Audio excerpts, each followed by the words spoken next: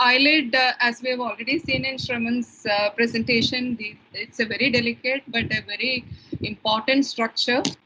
And even the smallest of the defects that can happen to the eyelid can have a very grave prognosis on the vision of the child or the vision of the patient. So we have to take utmost care when we are dealing with the eyelid, right? I put this picture it's from the Egyptian hieroglyphics. So are my slides moving, Sandeep? Yes, ma'am. Yes, slides. yes, Shrija. Yeah. So people who are fond of getting tattoos will be familiar with this, I think. So this is I've just looked into. I've been fascinated by this images of eye in Egyptian symbology. So when I looked into it, I saw that there are two kinds of eyes. Okay, this right one is called the eye of Ra, and the left one is the eye of Horus. And Horus is the subtle moon god, and Ra is the brighter sun god, which is with the power and good luck. Whereas the other side, the left eye is for protection, health, and restoration. And it so happens that the left eye of Horus was lost in a battle between the celestial beings. So Seth, during that struggle, Horus lost the eye. And then Hathor, he made the eyelid, reconstructed the eye. And so the left eye, which we saw earlier, that is it's a symbol of making whole and healing. So how appropriate is it for eyelid reconstruction talk, right? So people who are fond of getting a tattoo as plastic surgeons, please get the left eye, because that shows who we are, right? And the eyelid reconstruction, it's got a long history, and it almost parallels the history of development of plastic surgery. You're all familiar with this, the World War veterans who were reconstructed. One of them in particular, he was a patient of Harold Gillis. In 1917, it was a sailor by the name of Walter Yeo, and the tube pedicle flap with which Gillis had developed from the chest wall, he had used it to cover the eyelid and reconstruct eyelids with that tube pedicle flaps with multiple painful surgeries. So with that short history, I'd briefly like to mention that the purpose of this talk is to convey these objectives, learning objectives. One, to make you familiar with the understanding of the eyelid anatomy and the critical structures, because during the course of the presentation we saw how important it is to understand the finer anatomy of the eyelid and the related periorbital structures if you want to plan a good functionally and structurally and aesthetically better eyelid, right? And second, we want to, like Naduma sir also showed, Mustard. Starting from Mustard, there are certain basic underlying principles and there are certain goals of eyelid reconstruction which you are supposed to know. Third, I'd like to convey how we can analyze the eyelid defect and how to formulate an algorithm for reconstruction. There is a very lengthy algorithms, but of course it is an individual choice, but we have to know which are the options. So there will be, I'll be just briefly going through the overview of the common techniques of eyelid reconstruction. And of course, however best you are doing, there are certain complications that can happen with this eyelid surgery. So you should have to anticipate these complications and then do the management. So that will ultimately give you a good prognosis. So this will be my specific learning objectives today. So coming to the case which Shravan had discussed, this is a video. Is the video playing? Yes, ma'am, it's playing. Yeah. So here I think it will be, I'm sorry that we couldn't give Shravan more pictures because this patient had come to us only at a later stage. So you can see clearly that like he said, 50 or more than 50% of the eyelid, I think roughly 50% of medial half of eyelid is gone. The medial caruncle, that area is okay. Probably the lower eyelid and canalicular area, that is intact. And like Madhavi pointed out, there is a scar there, probably a superficial one, we can't be sure. temporal area is also showing scarring as well as the scalp, right? So this is our defect, and this is what we did for the child. We raised a Tenzel's flap and we brought it medially, and we were able to reconstruct it, okay, along with the tarsoconjunctival advancement flap from the lateral side. Yes, we did the lateral canthotomy also, but even though this is a young child, we were able to do it. You can see that the child is able to open and close the eyelid properly, and the contour of the eyelid is also properly maintained. So individual variations are there, and which flap you will select will be different for each case. We had to do a single stage reconstruction in this case because the child is not from this state and he was about to go, so he won't be able to come back for follow-up. So we wanted to give one single shot surgery for this. Right. So there are so many things which will determine the kind of reconstructive plan that you are going to take. That is highly customized. Like earlier you were discussing about what steps you will take when we have such a defect. Like first of all, we'll clean it up, we'll debride the whole area. After that, we'll put sutures on the gray line, pull on them and see actual defect, what is it. So perioperatively, we'll decide what all structures are missing. And then we'll see from where we'll be able to borrow the tissues. So is it from the temporal area, the periorbital area, the forehead area, the cheek area? So many options are there. So once you put these sutures, you'll be able to do an analysis of the entire periorbital area and the potential donor areas, and then you choose which is the best one. And here we put the lateral incisions, we raise the flap and then advance the tarsus and then did the suture, and in a staggered manner we have closed it so that there will be no notching of the lid also. And we've made sure that, ensured that this is sufficiently lax. We brought in lateral tissues so that the lid will not be tight. Okay. So coming to the reconstructive goals, your prime reconstructive goal, of course, is to protect the cornea. So even if you've done a very good aesthetically, functionally good one eyelid, but you are going to create a corneal aberration, finally patient is going to have a phthisis, that will not be optimal. So your primary objective is to protect the cornea, and protection of the cornea, like we said, should be non-abrasive and all. I think we've all gone through these points. Then second thing is, what uses is an upper eyelid which is hanging like a curtain in front of the pupil. So we have to do things that will restore the movement, which includes the re-establishment of the connections of the protractor and the levator muscles, right? Then third thing is that it's not a rigid support, but it should be semi-rigid support only, so that the shape and the contour of the globe is mimicked on the lid also. Otherwise, it will not be appropriate. So for that, the horizontal and vertical tensions and the normal canthal positions should be maintained. So there should not be any dystopia. I'll come to that. So what is the position of the medial canthal, medial canthus in relation to lateral canthus? All these things you should know.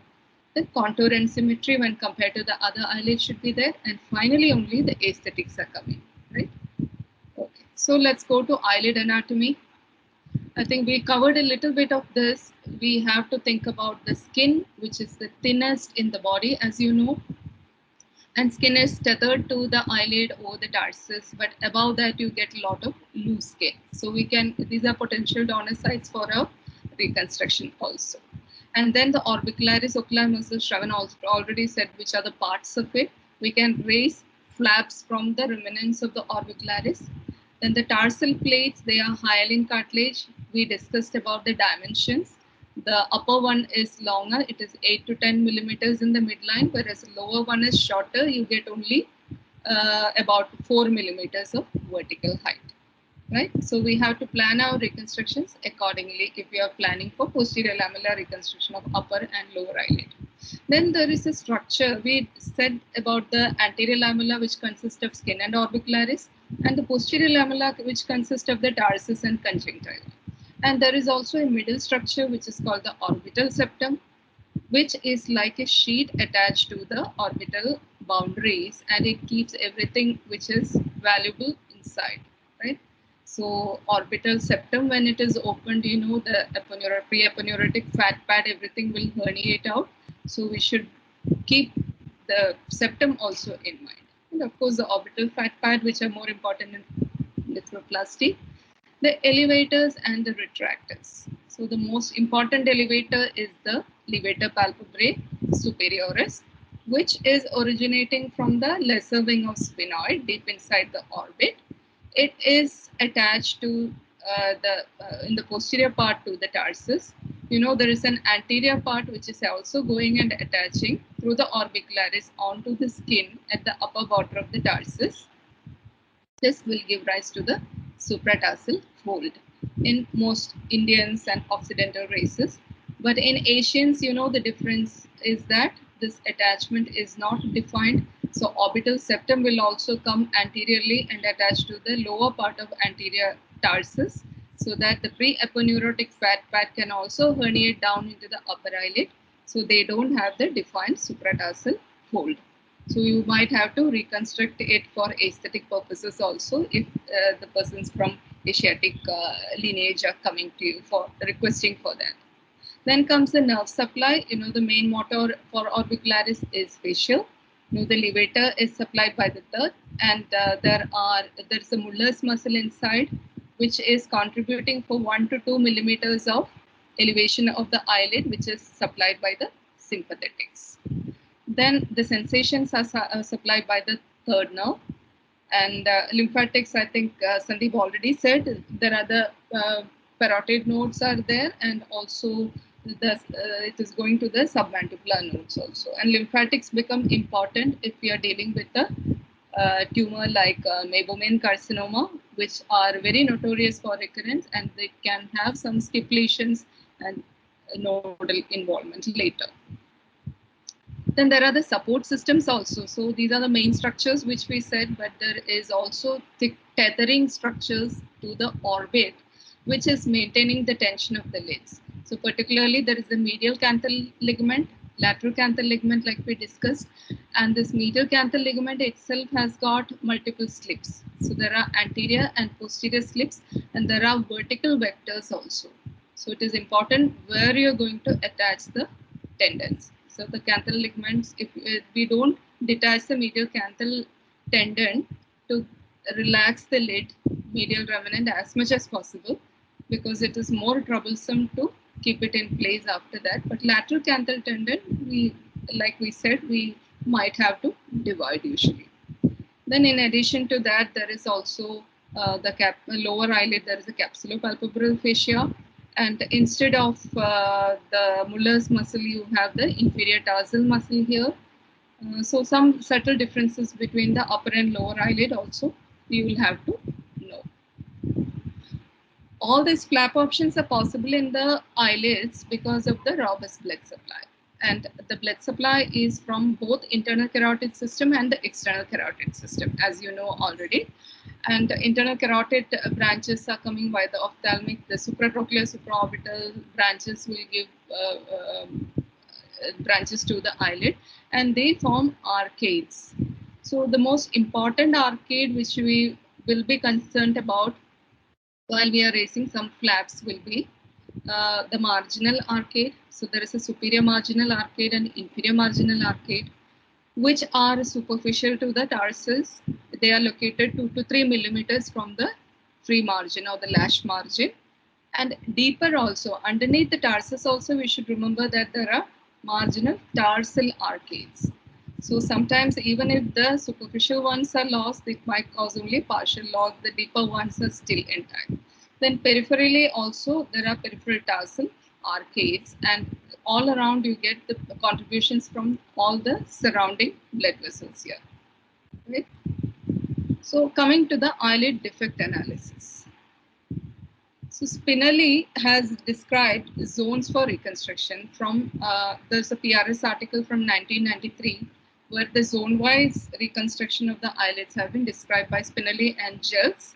So 1 is upper eyelid, 2 is lower eyelid, 3 is medial canthus, 4 is lateral canthus, and then 5 are the periorbital tissues. So each of these different methods of reconstruction have been described. Right? So about the dimensions when you're looking at the eye. So we like in the case which we discussed, we should know what is the interpalpebral distance, right? These are more important when it comes to ptosis also.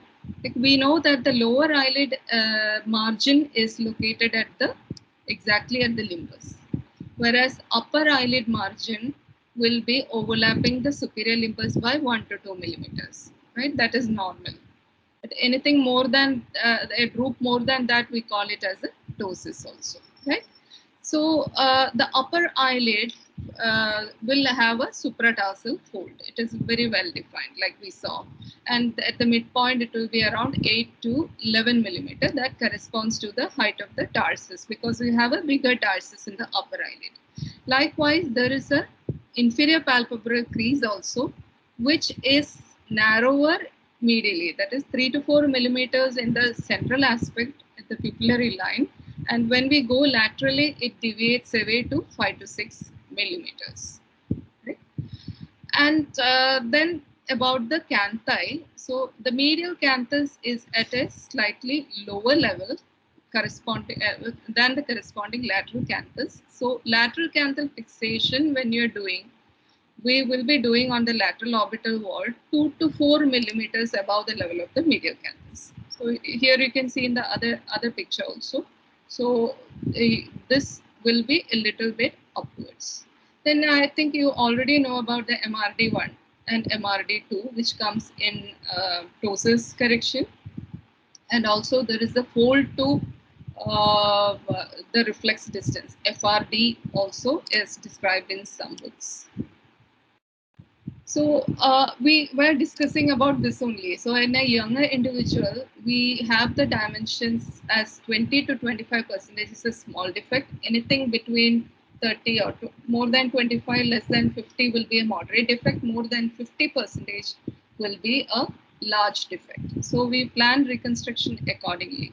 But we have more liberty when we are dealing with older individuals with involutional changes and all. This is because of certain changes which are happening in the eyelid as well as in the periorbital and cheek tissues, right? So actually the tissues that we have at hand for the eyelid reconstruction are becoming more.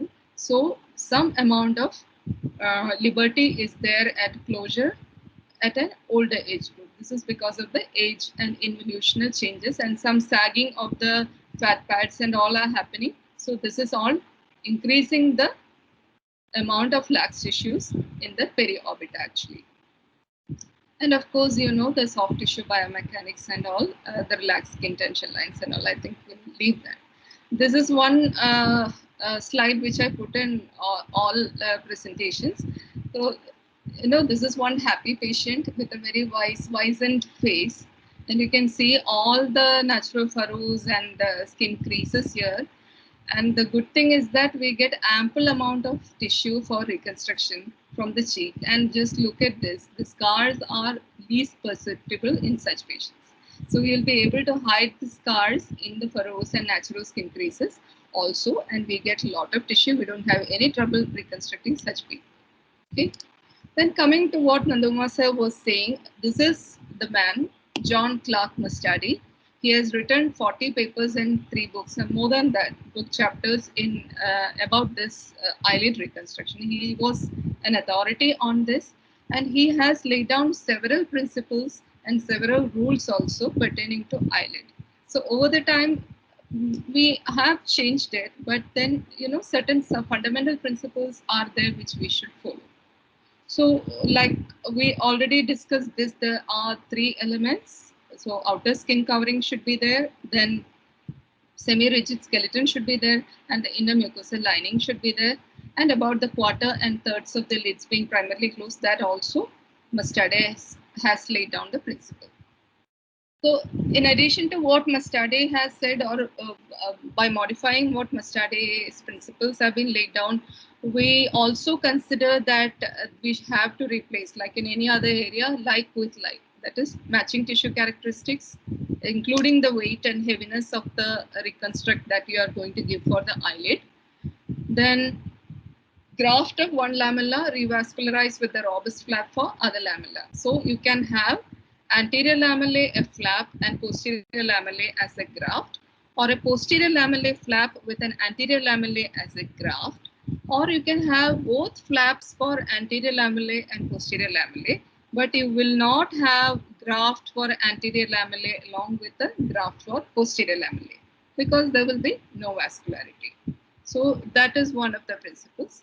So an adequate lid closure as well as opening is important. And like we said, tension, symmetry, and all are looked into. So the potential areas where we look for getting our donor tissue would be, if it is a small defect, you can look at the eyelid itself, either the upper or lower eyelid, or the cheek, the forehead, glabella, or if it is very big or we are doing accentration, extirpation, all that things we can go for microvascular flaps and all.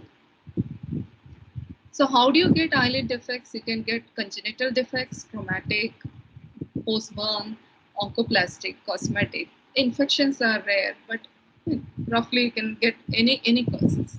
So congenital, you can get ones like this.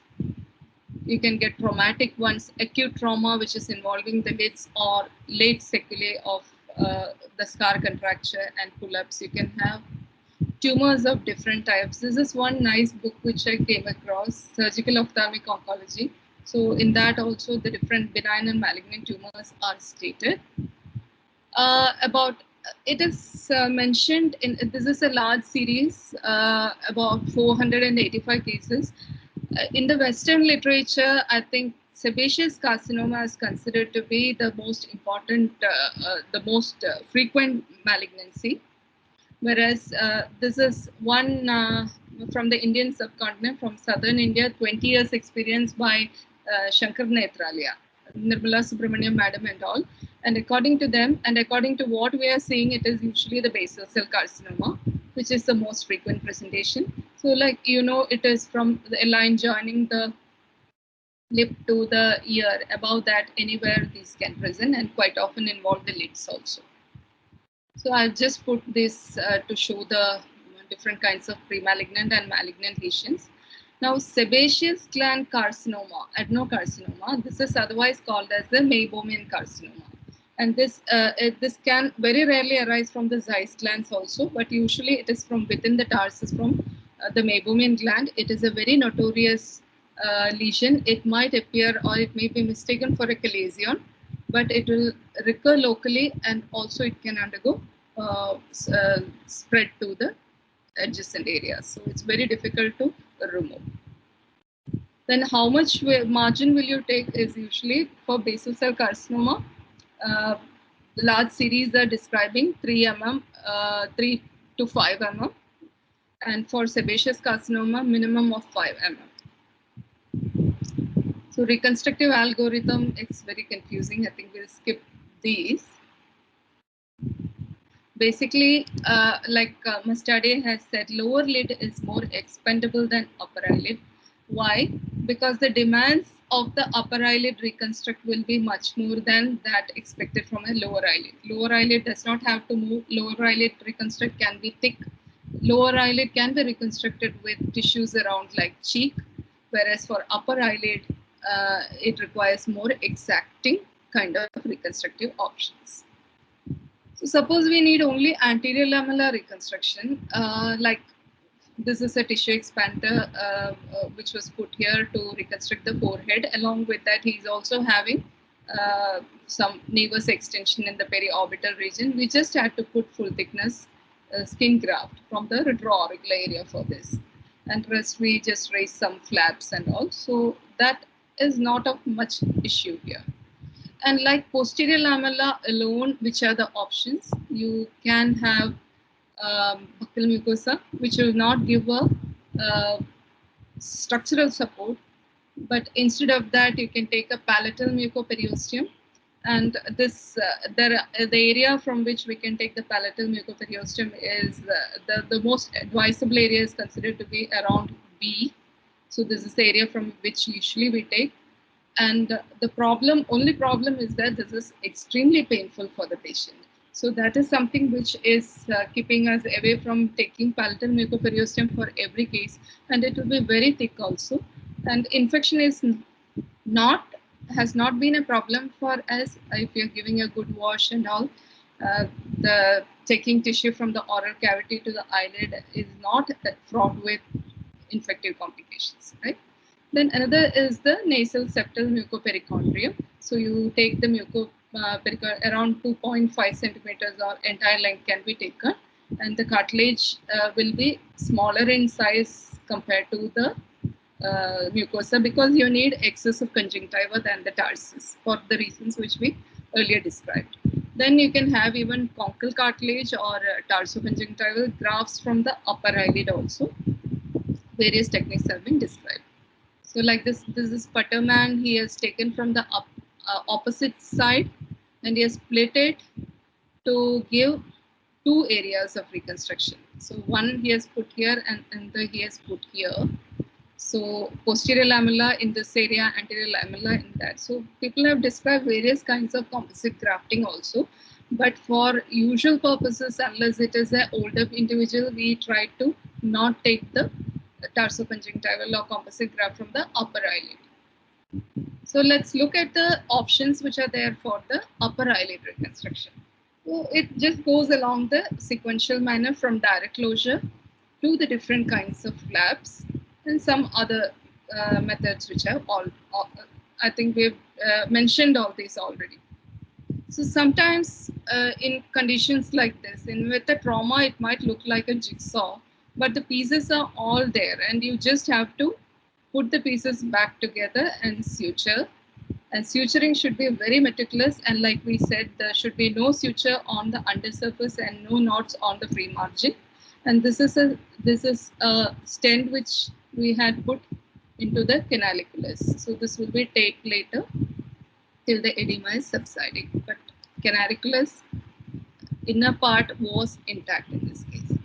So this also we've already discussed the pentagonal excisions. The first suture will be put on the gray line, and then there will be 1 to 2 millimeters from the lash line. We'll be putting a vertical macro suture, and then above that, subsequently in the deeper plane, then we'll go for the muscle and then the skin. And then if we feel that this is not required, then this is not relieving the horizontal tension. For a bigger defect, we'll be going for lateral canthotomy. And lateral canthotomy is supposed to add 5 to 8 mm based upon the age of the patient and laxity. It will be giving that much of extra length. So if you don't do approximation, the wound can dehisce, and this will be a bad kind of outcome if it is left like that, because it's directly overlying the cornea in the central part of the lid. So it requires again a staggered closure. We will not put it as a straight line. And the one thing which we should be very careful is that there is no trichiasis. The lashes, the direction of the lashes, even with edema, should be away from the cornea. So that and we leave the marginal sutures, we leave it long and we tape on the sides also. So when the patient is involved in polytrauma, maybe with the other management of the other more serious problems, this should not be neglected. So usually like this, it might be avulsion injury. We'll get all the tissues in place. So including the canthal avulsions, we could correct in this case. But one thing which we have to think about, especially in pediatric cases, is the long-term sequelae. If you don't follow up the patients, there can be scar contractures. And you can see here that there is a pull on the lateral canthus. And the child, when we had seen later, was having hypertrophic scars and the ectropion in this area.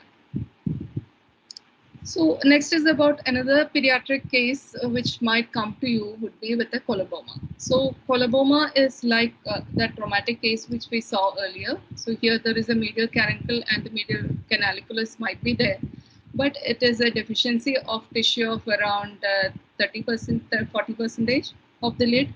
So here we'll have to do a lateral canthotomy and release exactly, or a tensile flap, and try to medially bring the tissues.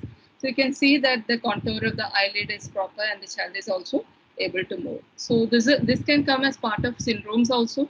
like Goldenhar or Trichocolin. This is the birthday of the baby. They had sent me the picture and looks fairly normal. This is direct closure, but when with direct closure, this is not coming. This is a benign keratoacanthoma lesion. So in that case, we can put a lateral canthotomy release. So this is pentagonal excision with the lateral canthotomy without raising a flap. So again, the good thing about the eyelid scars is that after some time, it will be barely perceptible. So you get good aesthetics in the long term, especially for not only for the older patients but for the children.